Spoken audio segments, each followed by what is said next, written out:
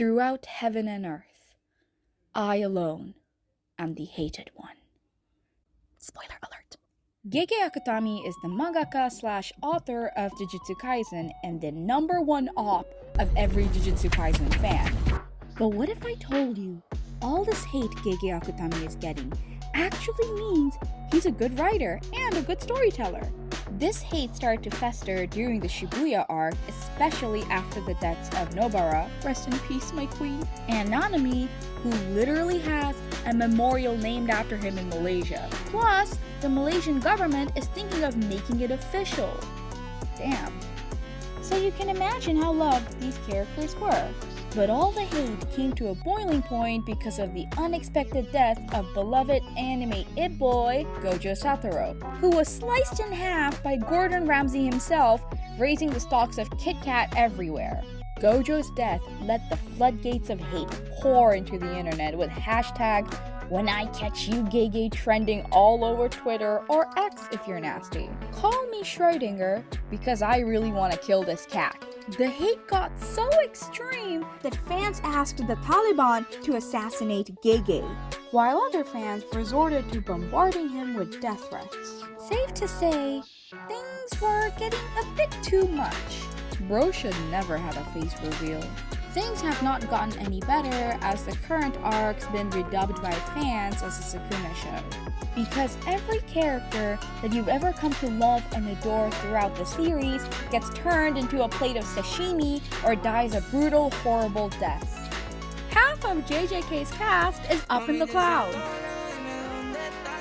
One of the biggest points of contempt when it comes to JJK fans is Gege's supposed dislike of Gojo Satoru.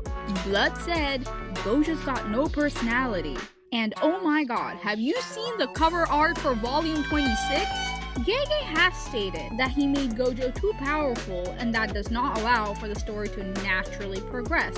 I swear, Gege is on some Frankenstein shit. All the deaths in JJK have a meaning, especially the death of Gojo's. It wasn't because Gege's wife said that she'd pick Gojo over him, but it was planned from the start. The death of the most powerful character in the entire series sets the stage of how hopeless the world of JJK is meant to be. Gege applies a lot of post-modern narrative techniques in his work, which subvert typical shonen traits. In a recent expo, Gege talks about the reason why he kills off so many fan favorites, and that is for emotional impact. This narrative technique is called Kill Your Darlings. I mean, the name explains it. Authors kill off beloved characters for plot depth and progression.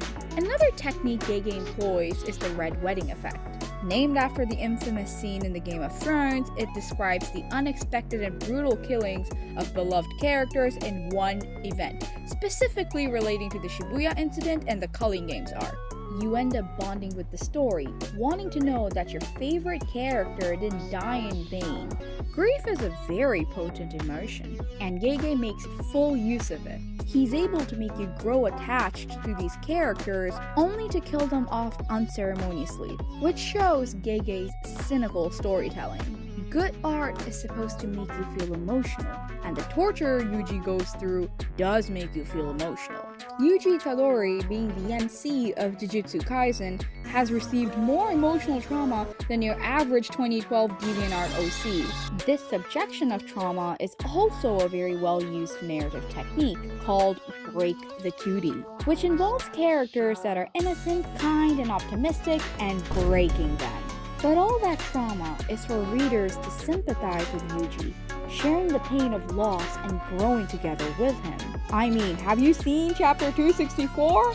Bro went from being a stone base to hitting his own domain expansion.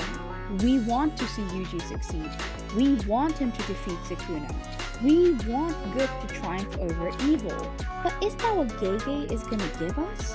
We all joke about Gege taking back shots from Sukuna, but the reason why Sukuna has plot armor thicker than your mom is to emphasize how the world of JJK is built on evil, but it's about who is the lesser of all evils. Growing attached to characters isn't unheard of, but to the point that people are sending you death threats? That means his art has had an impact. The hate Gege is getting is a testament that he's a good writer.